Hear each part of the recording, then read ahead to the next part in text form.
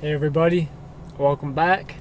Today we're going to be talking about the dismissive-avoidant attachment style. The last one that we visited was the anxious-avoidant, and before that was the secure attachment, so I'm kind of going in a line and I'm going in order.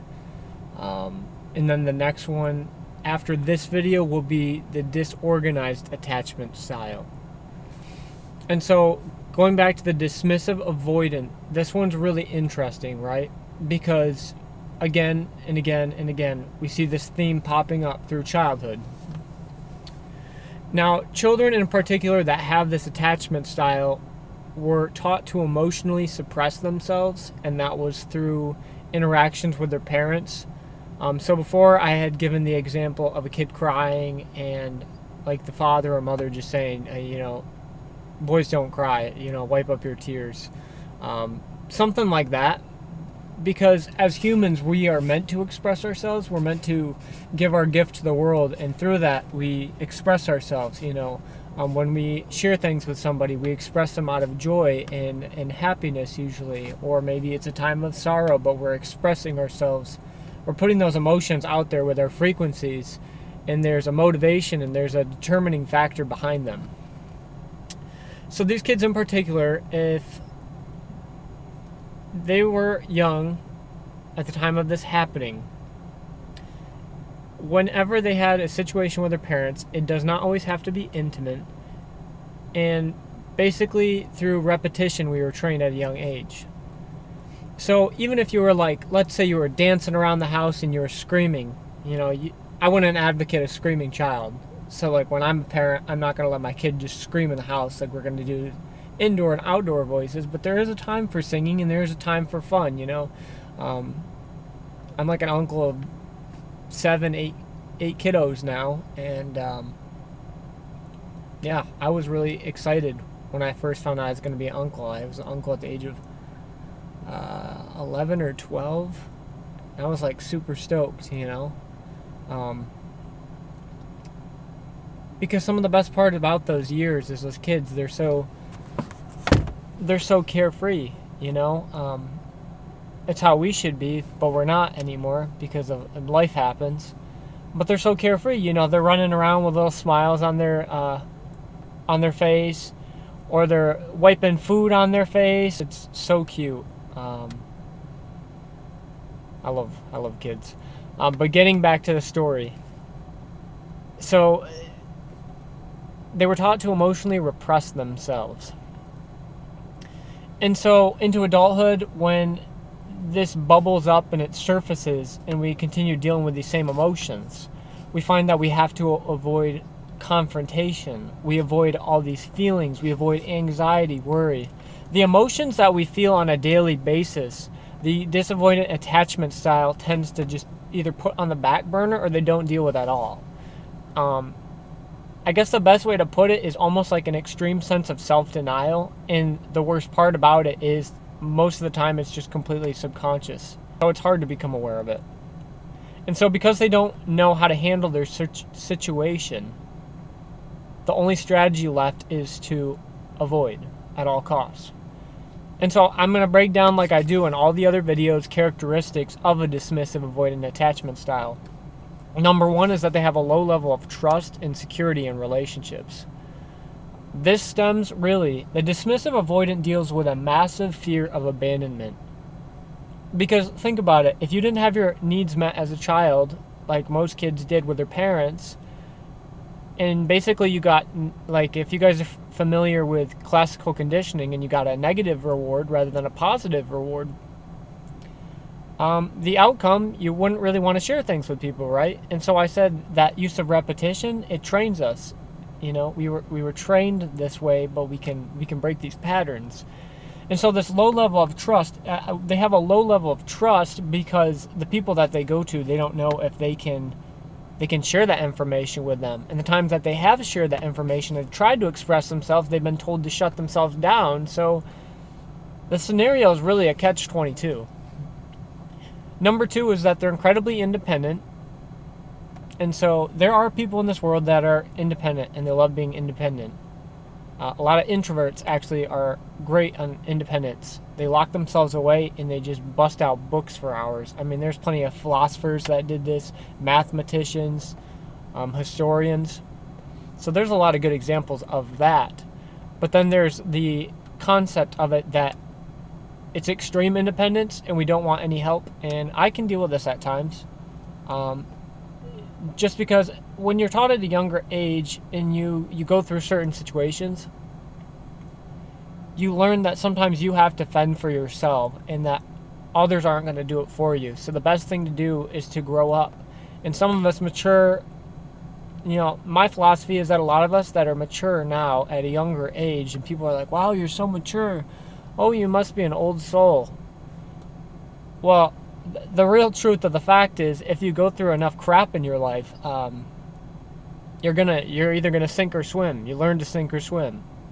You have to either grow up at a rapid rate and take care of yourself or look out for yourself and try to look out for others, or that stuff just festers and it envelops you over time. Number 3 is that they avoid intimacy.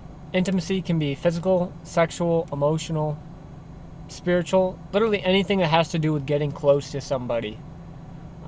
Physical touch is a big thing, though. They do not like to hug. They don't like to hold hands. They don't like to do any of that stuff, because what that means is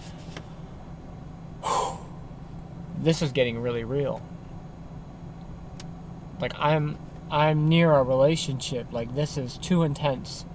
And so they have these emotions that cloud their judgment, and they're so scared of what could happen rather than the actual outcome, that they just completely shut down. In any form of intimacy, at times they will do things to avoid that intimacy. So they might, I'm jumping ahead of myself here real quick, but they might employ certain things such as criticizing you, or literally ripping their hand away when you try to hold it. Yeah, those are very common examples, actually, with some cases. So number 4 is that they have distant and cold interactions in their relationships. Now, at times they can seem very aloof and mysterious, and I know, in particular, women like a man who's mysterious, okay? Women don't like a man that, word vomits everything, like, hey, I do this, this, and this, because, those romance novels that those 80s romance novels, think about those. God, those are... I've seen them in stores. You have the old ladies and they drop off these books and they're like these passionate books about a man who just goes to the depths of the earth to follow this woman, and she just wants to unravel who he is as a person, and he's such a mysterious, dark cloaked man, and he's just so fascinating. That's all biological. And when I say distant and cold in their interactions, these dismissive avoidants, it's not like that. It may seem like that at first, but really they're just distant. So at times you might think, oh wow, they're just, wow, they're really not clingy. They're not.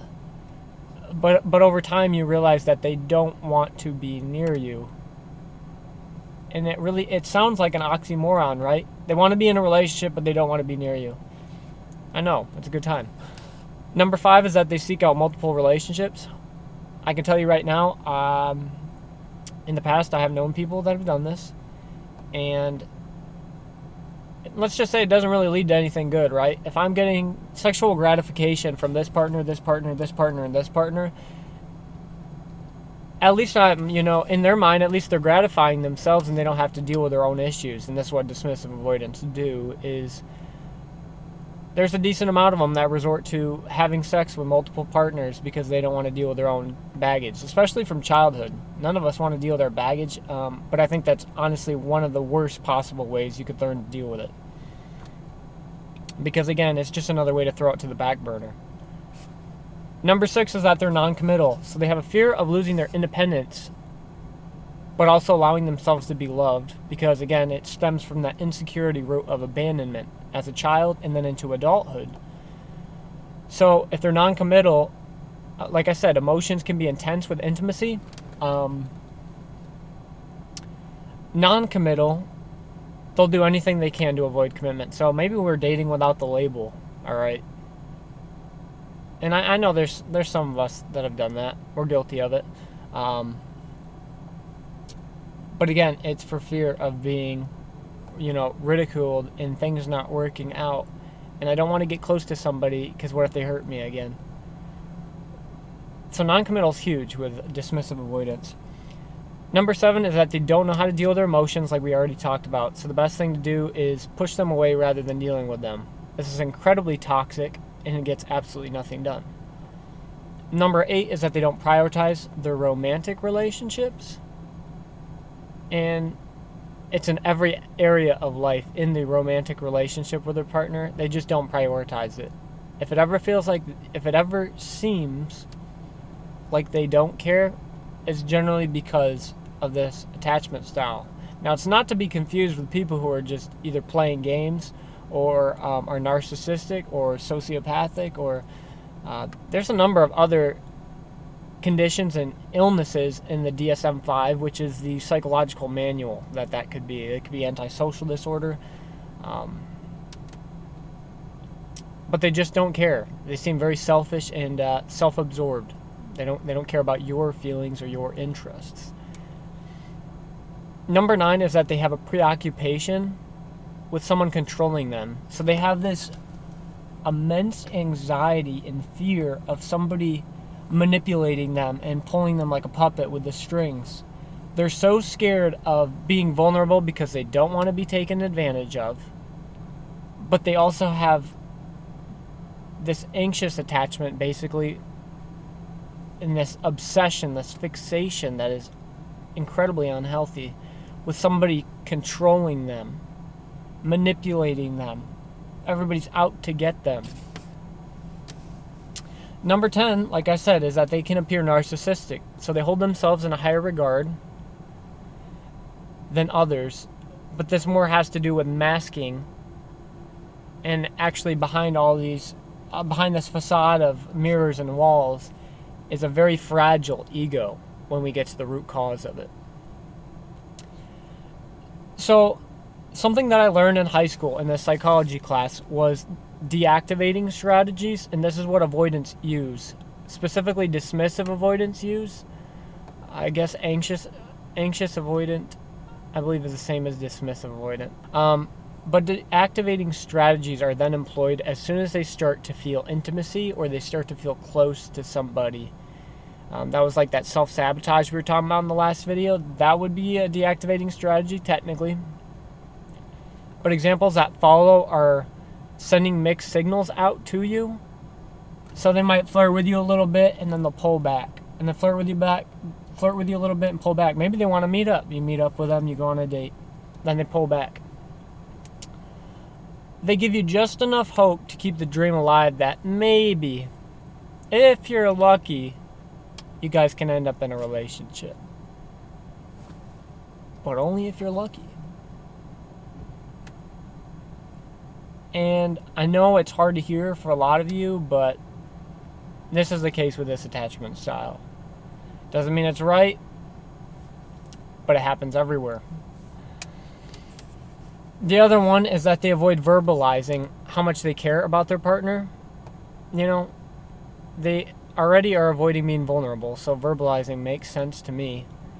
And it could be as easy as an "I love you" to them. So something saying like, "I love you. You're the best. I love every imperfection about you." That's really scary for a dismissive avoidant, and they probably won't say it because that has to do with intimacy. And we can't have that. Can't have that. So this is the one that really gets me, and none of us like cheating, right? But it's another thing when it actually happens to you. So dismissive avoidance, I told you they can't have multiple partners. Some will cheat and have affairs with others so they can receive little bits of intimacy from multiple people. This boggles my mind, right? You don't want intimacy, but you're out here sowing your seed. But they think that by going to all of these other people that somehow it's going to emotionally fulfill them, and it's like, Is that really how it works?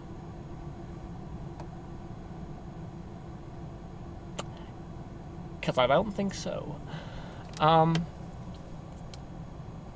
And so by doing this, like I said, they're emotionally fulfilling themselves, but they're kind of ruining themselves at the same time, right? Because they're giving a piece of themselves to everybody that they're with, but they also don't want the intimacy. So, yeah, do research on that one. The other is that they refuse to resolve any conflicts, address any confrontation, and this can include checking out of the relationship. So basically acting like they are single while still in a relationship. Acting like they're a single man or woman while they're still in a relationship. They're disinterested in being around you. They invalidate your own feelings. They can criticize you, and they also invalidate your own thoughts. Along with that affair stuff and the multiple partners, the dismissive-avoidant is known for being secretive. Again, because it's this fabrication of the actual reality of who they are as a person, but they have to keep this jig up, you know.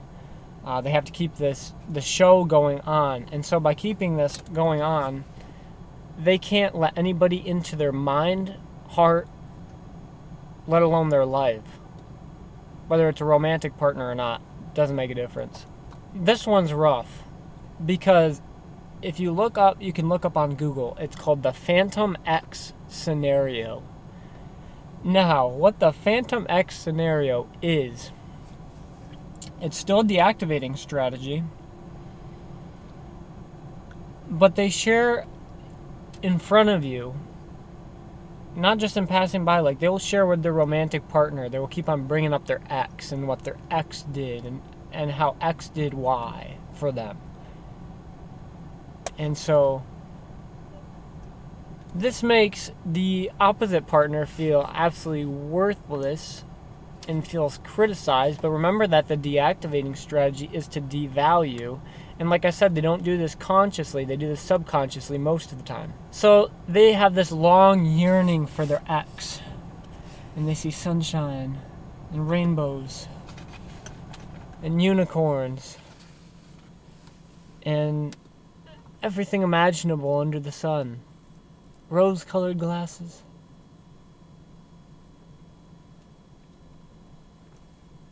And they share all this with you. And they're in their mind, and they're like, oh, I remember. They used to do this, and we used to do this, and we went here. And they're living in this fantasy world, right? They're living in this fantasy world while they're with a new romantic partner as justification that they are not the issue. They aren't the one who, if there was a breakup, they aren't the one who caused the breakup. They're not the one with the issues. It was their ex.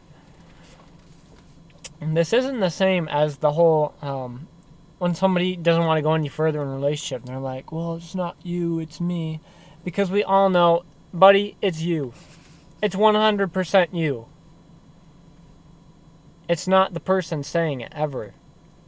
Psychologically, that's what that means. I'm projecting onto you. Yeah, this isn't going to work.